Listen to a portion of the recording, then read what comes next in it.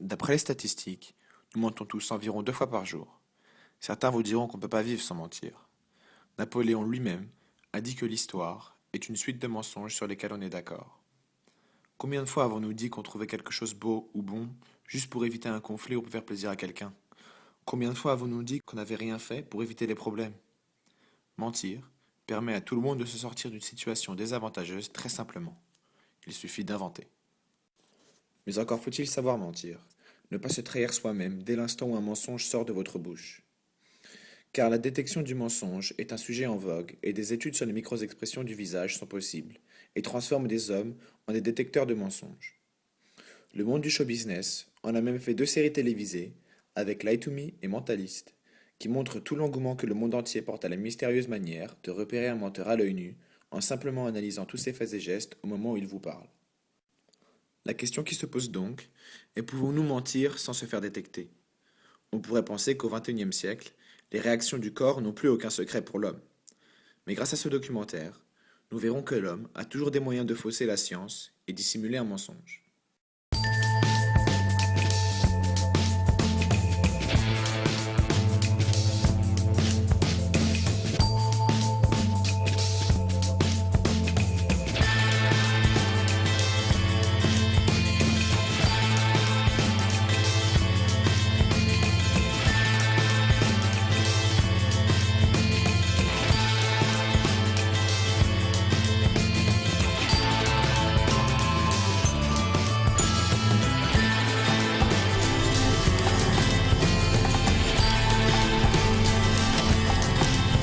So, what is your name? Matt Anderson, How old are you? 40 years old.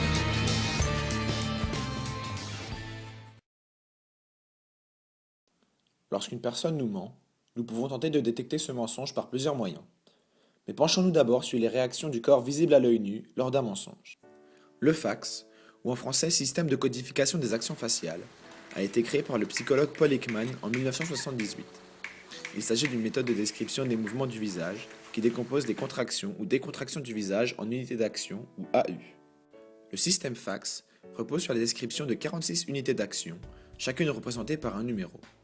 Chaque unité d'action correspond à la contraction ou à la détente d'un ou plusieurs muscles qui se traduit par un mouvement d'une partie donnée du visage. Une expression faciale correspond donc à la mise en jeu de plusieurs unités d'action. Par exemple, dans le cas d'un visage apeuré, les unités d'action mises en jeu seraient 1. Lever des sourcils intérieurs. 2. Lever les sourcils extérieurs. 20. Tension des lèvres. Et 26. Abaissement de la mâchoire inférieure. L'intensité des unités d'action est notée par les lettres de A à E d'une intensité minimale à maximale pour chaque nombre correspondant à une unité d'action.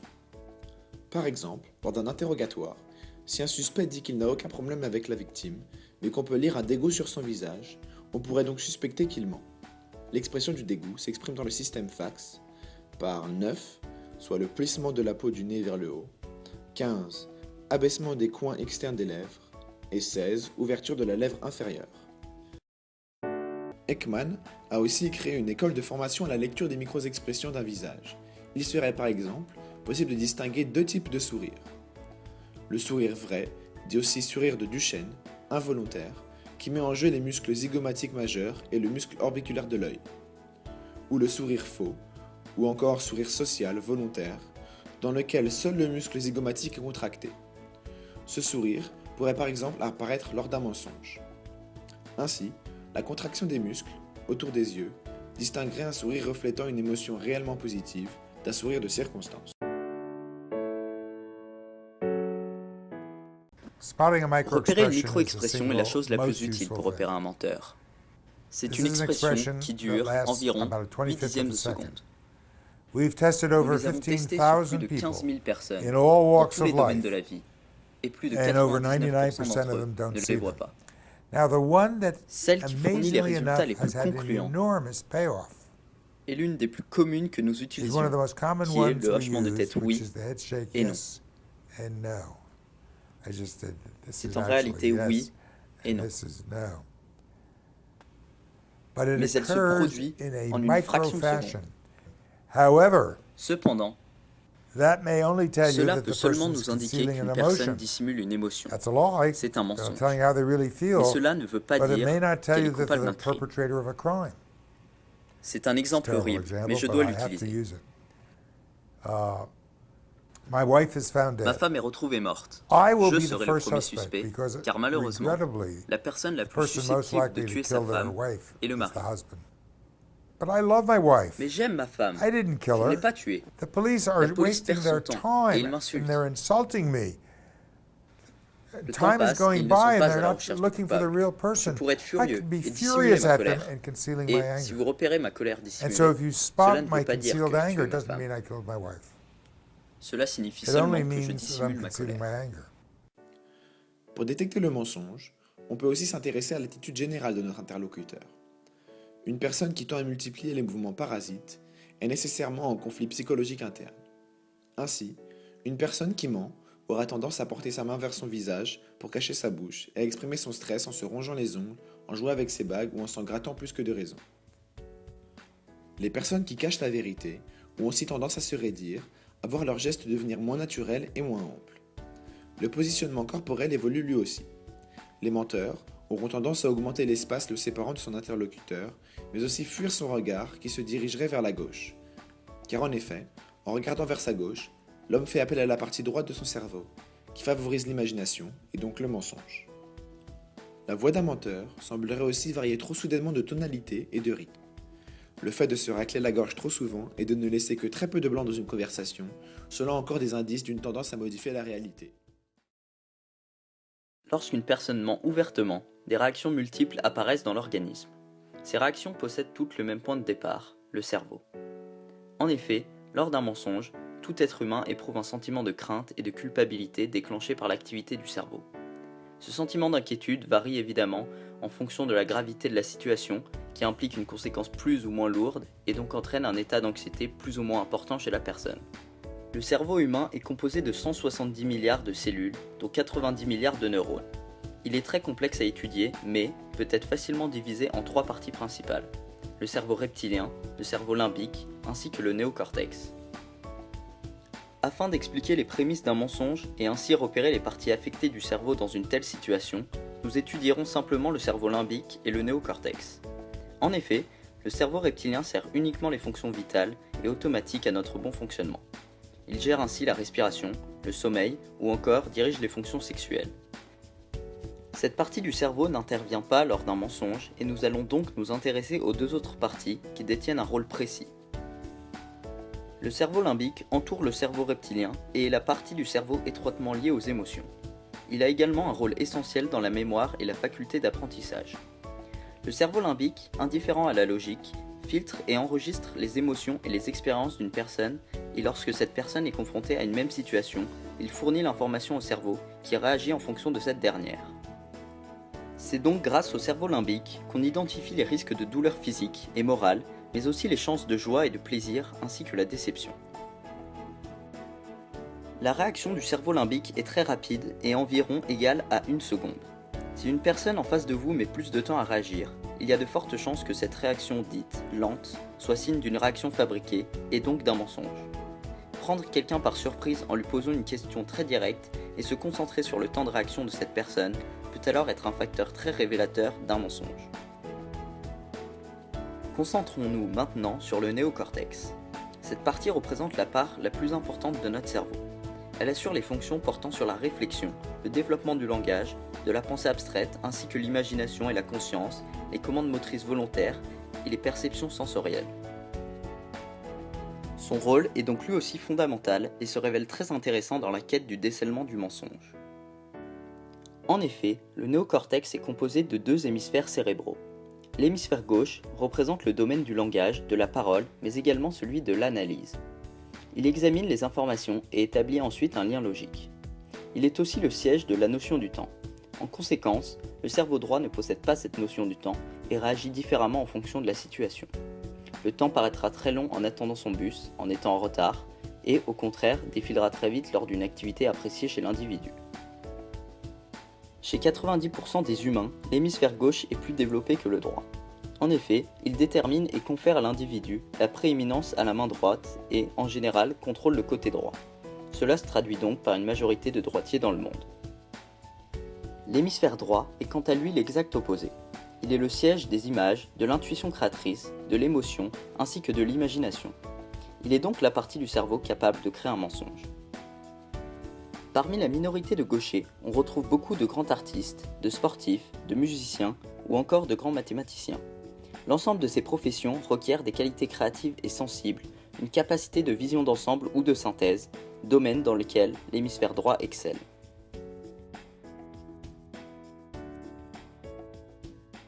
Après avoir étudié le rôle et les fonctionnalités du cerveau, intéressons-nous aux réactions dans l'organisme. L'information relayée par le cerveau va ensuite avoir un impact sur le corps de l'individu. Bien évidemment, tout dépendra du ressenti du cerveau. Lors d'un mensonge, l'individu éprouvera un sentiment de crainte, de peur d'être démasqué ou encore de culpabilité. En fonction de ce sentiment, le cerveau va alors déclencher de nombreux mécanismes dans le corps, pouvant ainsi nous mettre sur la piste d'un éventuel mensonge. Les sentiments d'anxiété et de culpabilité causés par le mensonge provoquent chez l'homme un stress d'une intensité variable en fonction des conséquences de ce mensonge. Le stress est défini comme l'ensemble des réponses d'un organisme soumis à des pressions ou contraintes de la part de son environnement. L'étude et la découverte d'un mensonge est alors facilitée lors d'un effet de surprise ou lorsqu'une situation est grave.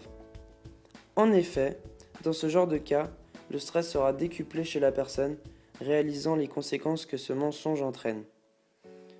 Une situation stressante provoque chez l'individu une production de cortisol par les glandes surrénales. Le cortisol active alors en retour deux zones du cerveau.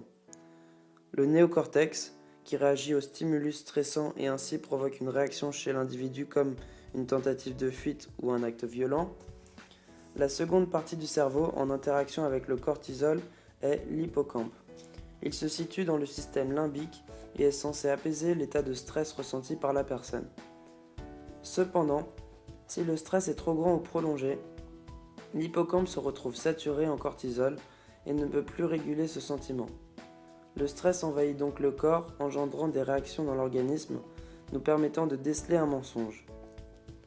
Le stress augmente la tension artérielle, entraînant une intensification du rythme cardiaque. L'individu qui n'a rien à se reprocher répondra aux questions de l'interrogateur et conservera environ une moyenne de 80 battements par minute. Cependant, on remarque une nette différence pour une personne en état de stress dont le rythme cardiaque sera en moyenne supérieur à 100 battements par minute. D'autres facteurs corporels se révèlent être des indices d'un mensonge. Le stress engendre également une sudation anormale, une forte augmentation de la chaleur corporelle et une dilatation de la pupille. En conséquence, ce sont sur ces facteurs que les détecteurs de mensonges, et notamment le polygraphe, vont se baser. Nous avons également testé cette expérience. Bien évidemment, un mensonge provoqué n'entraîne pas de stress et donc aucun indicateur de mensonge. Nous avons donc joué avec l'obscurité afin d'atteindre le même résultat de la dilatation de la pupille. De la même manière, en provoquant un effort physique, nous avons pu étudier l'évolution de la température corporelle ainsi que le rythme cardiaque.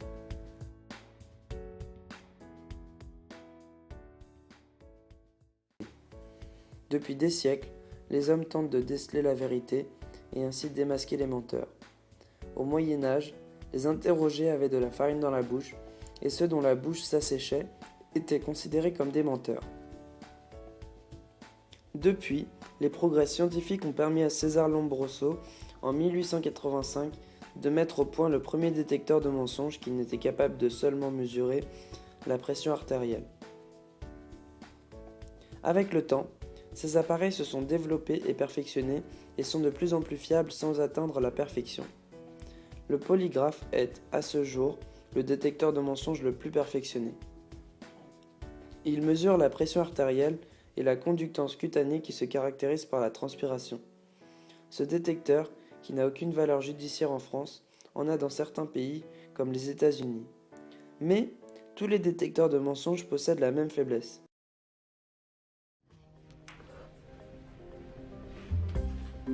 Do you work at the Department of Homeland Security?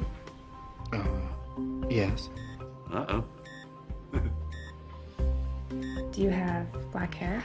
Yes. Whoops. The problem with all polygraph tests is false positives. Innocent people can fail if they feel an increase in any emotion. Anger, fear, sexual arousal, not just guilt. Aucun détecteur de mensonges n'est, à ce jour, fiable à 100%. Mais de nombreuses affaires ont été fortement influencées par les résultats de ces tests et des pays comme les États-Unis s'en servent très fréquemment pour des entretiens d'embauche ou encore pour déceler la présence de terroristes dans des pays du Moyen-Orient. De plus, certaines personnes possèdent une telle maîtrise de leur corps qu'il leur est facile de mentir, tout en contrôlant leur rythme cardiaque ou encore leur température. Un très bon menteur, en connaissance des astuces pour contourner les tests, peut alors divulguer la vérité facilement. En effet, certaines subtilités pourraient se révéler efficaces afin de réguler certaines réactions révélatrices d'un mensonge. Par exemple, le calcul mental permettrait de diminuer notre rythme cardiaque, ainsi que notre pression artérielle. Dans le passé, des détenus plaçaient une punaise sous leurs pieds afin de créer des réactions physiologiques surmontant les réactions du corps entraînées par le mensonge. Now, the tap will stimulate your EKG much in the same way a lie would. But you have to step on it during the control questions. Name, birth date, so on. So that those levels will match the stress level of your false answers. Got it. Here's your birth date, February 11th, 1965. Yes. Are you wearing a white shirt? Yes. Have you ever been involved in the commission of a crime? Oh, no. Have you ever defrauded or attempted to defraud the gaming industry? No. Alex? Solid. I love technology. On en conclut que les détecteurs de mensonges ne peuvent pas encore posséder de valeur légale. Leur fiabilité augmente avec le temps, mais peut encore être contrée par des menteurs aguerris. Cependant, les recherches et l'avancée scientifique permettront peut-être un jour d'obtenir une fiabilité égale à 100% et ainsi découvrir tout éventuel mensonge.